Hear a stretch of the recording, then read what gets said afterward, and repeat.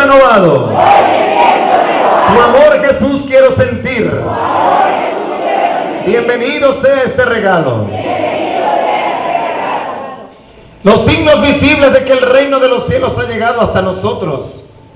Según cuenta el Evangelio, que los signos visibles, aquellos signos tangibles que hacen que la presencia del Señor se haga sentir con fuerza, y es así, es una realidad. Ya no es una utopía, se hace visible y se hace tangible. Ahora resulta ser que los ciegos, que los mudos, que los sordos y que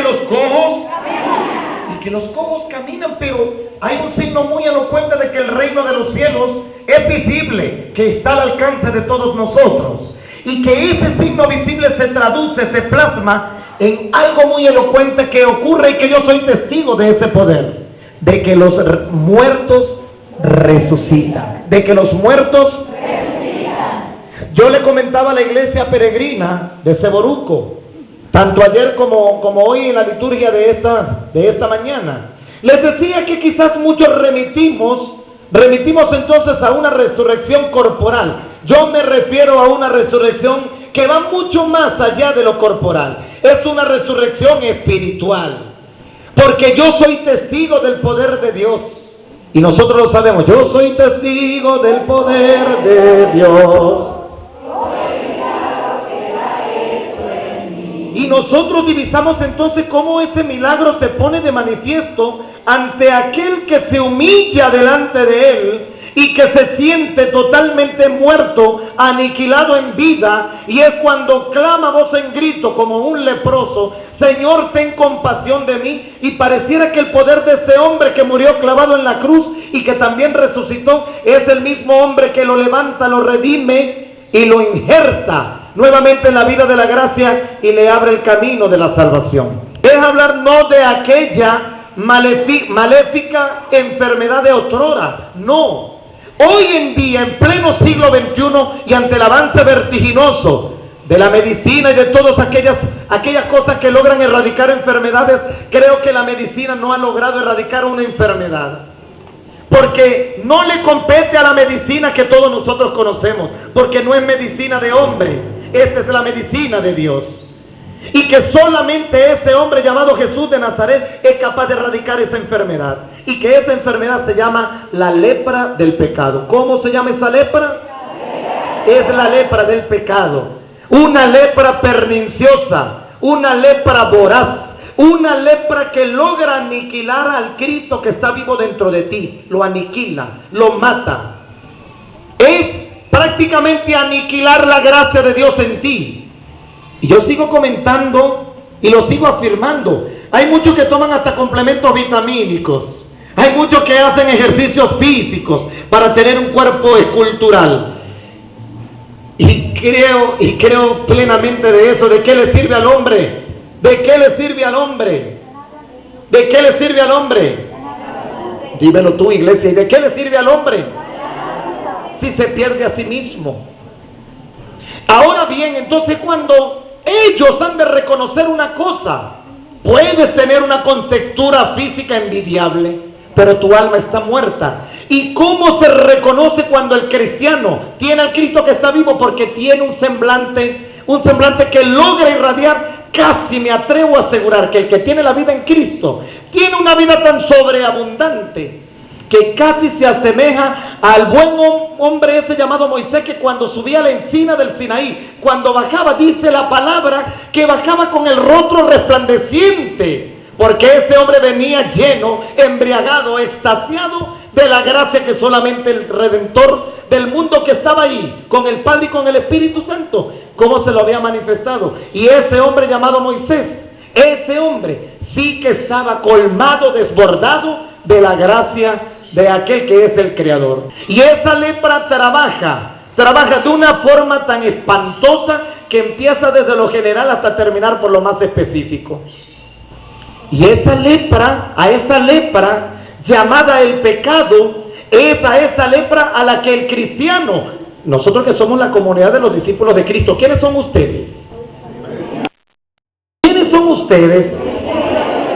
La comunidad de los discípulos de Cristo. ¿Ustedes creen en Cristo? Al creer en Cristo estamos asumiendo una confesión de fe, pero que no se puede quedar en una mera confesión de fe. Esto tiene que trascender. ¿Y cómo trasciende esa confesión de fe? Porque tenemos una misión. ¿Y cuál sería entonces la misión de los creyentes de Jesús? ¿Cuál sería la misión de los discípulos de Jesús? Injertar de nuevo, tomar de nuevo a aquellos que, enfermos de la lepra del pecado, han sido excluidos, quizás por razones políticas, quizás por razones étnicas, quizás por razones de raza, quizás por pobreza, quizás por tantas cosas. Estas también son formas de lepra, y que justamente, lastimosamente, la misma humanidad, aquella humanidad que está deshumanizada, son los que han expulsado a aquellos porque tienen su propia lepra. ¿Y cuál sería entonces la misión de los seguidores de Jesús? Tomarlos, reinjertarlos y abrirles el camino de la salvación en el nombre de Jesús. Esa tiene que ser la misión nuestra. Esa tiene que ser la misión nuestra. Si tomamos conciencia de esa misión, podemos sentirnos que estamos colaborando y trabajando gradualmente con la persona de Jesús de Nazaret. Así como han venido trabajando en tiempos de otrora, desde el tiempo de la salvación. Aquellos que le ayudaron entonces a Yahvé quizás como que a reconstruir la obra que casi se veía perdida. Porque recuerda que Satanás tiene unas estrategias espantosas. Satanás tiene unas estrategias espantosas para empezar a trabajar. La iglesia peregrina de acá de Seboruco sabe que cuando les he predicado con respecto al maligno, ellos saben perfectamente que el objetivo principal que tiene Satanás son tres para trabajarlos.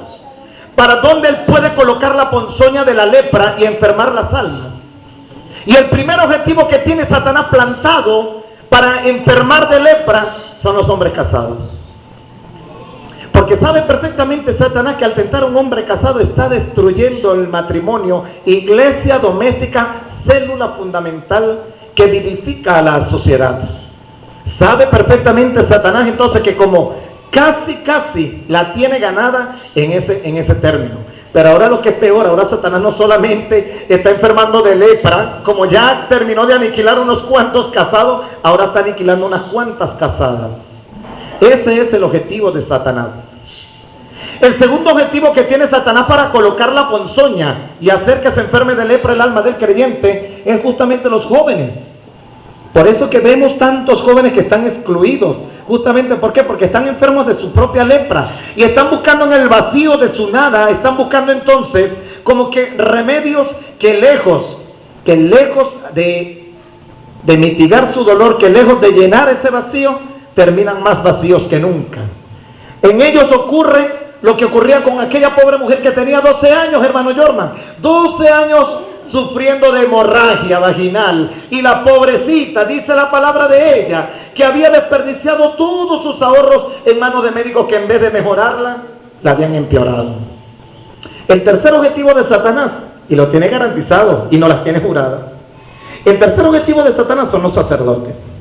Ese es el tercer objetivo de Satanás, a lo que le lanza el arsenal. Pues sabe perfectamente Satanás que al tentar a un sacerdote, sabe perfectamente que la tiene ganada, porque no solamente lo expone al escarnio público, sino que debilita y aniquila la fe de unos cuantos, quizás de toda una comunidad. Y por ahí empieza la lepra maligna de Satanás, y empiezan las exclusiones. ¿Y cuál sería entonces la tarea? Conscientemente, ¿cuál sería nuestra tarea? Los discípulos de Jesucristo, quedarnos de brazos cruzados. Esa no es la actitud. Mi actitud sería entonces ayudar a los excluidos a entrar nuevamente a la comunidad de los fieles creyentes.